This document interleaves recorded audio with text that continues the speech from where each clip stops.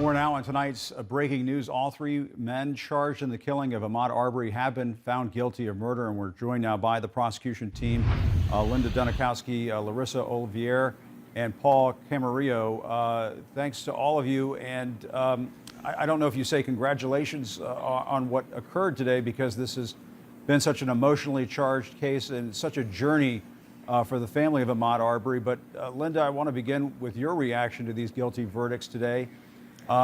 Were you confident that the jury was going to convict all three defendants of murder based on the case that you put forward? No prosecutor ever believes that they're going to win until that verdict comes back. So I was hopeful, based on the evidence that we presented in the case that we put forth, that the jury would see the truth of what actually took place and bring justice for the Arbery family. And Linda, one of the most memorable moments of this trial was your step-by-step dismantling of the self-defense argument, which was just, a key part of all of this. Were you aware at the time just how well that argument was going, or were you just trying to get through, the case that you were trying to make to the jury? A cross-examination is a fluid thing, and I wanted to make sure that the jury understood that the self-defense case was absolute garbage. That was not what took place, and I was doing my best in the moment to dismantle it, as you said, and I hope to achieve that. And when you're doing it, you never know how well it's going. And I wanted to ask, and any of you can chime in here, for a reaction to what some of the defense attorneys were saying during this trial, during portions of this trial. We heard comments about Ahmaud Arbery's toenails and comments about black pastors in the courtroom and so on. I suppose as prosecutors, you have to keep your cool in those kinds of situations. Linda or whoever else, what is your reaction now that the case is over to, they were just overt racist tropes that were being thrown out there in front of the jury? I'll let Larissa handle this one. I think the comments were unnecessary and they were low. And I just feel bad that Ahmaud's mom and dad had to sit there and listen to all those things. And Larissa, at one point you were admonished after you asked a witness, do you believe that stealing is deserving of the death penalty? That may not have been allowed in court, but isn't that the crux of what this case was about? Well, yes. Ahmaud did not deserve that. He did not deserve that, and we are just happy that the jury saw that. And Paul, let me go back to some of what the defense was saying during this trial, some of those really controversial comments. I did want to get your response to that. Defense attorneys have a job to do, and, they'll make arguments and they'll say things sometimes to get points across that may not come across well. Same with the prosecution. Sometimes the communication is lacking. I think the comments were unnecessary. I agree with Larissa, but maybe there was something they were trying to get across that they should have done a little bit better. I feel really bad that Wanda and Marcus had to hear that, to put their son, his memory and link that up in that way with him. So do I agree with what they said? No. But they do have a job to do, and they, maybe they should have done it a little differently. And Linda, do you think it backfired for the defense team? You were looking at the jury. What was your sense of it? The jury was really great about not having any visible reactions to anything. They paid very, very close attention to all of the evidence in the trial. But I was surprised, and I looked at Ms. Hogue when she did that, and I couldn't believe she said it. So I'm sure the jurors, some of them must have had the same reaction. Yeah. And Linda, in your strategy sessions, did you have any concerns about the racial breakdown of the jury? The panel consisted of 11 white jurors, 1 black juror.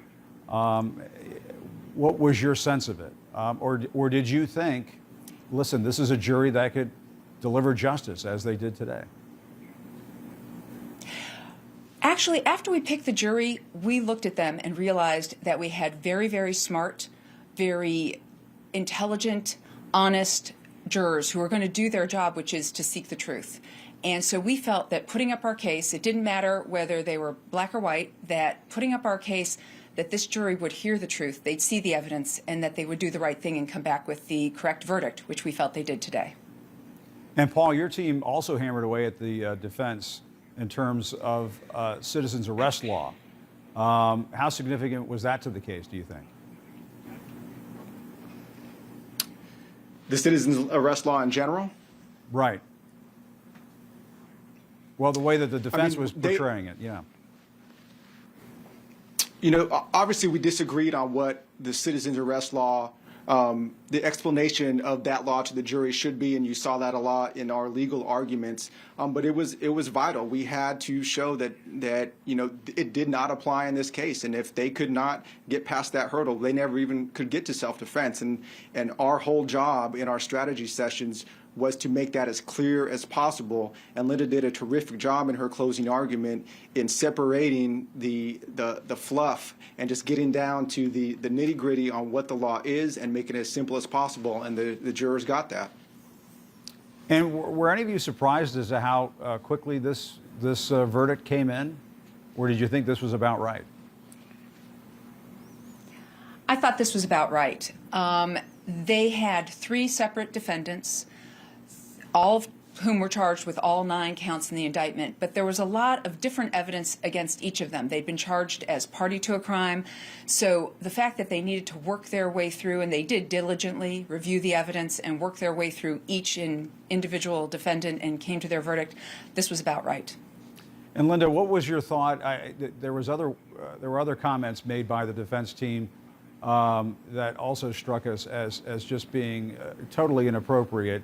There was the defense attorney who talked about there being too many black pastors in the courtroom. I wanted to get your response to that as well, Linda.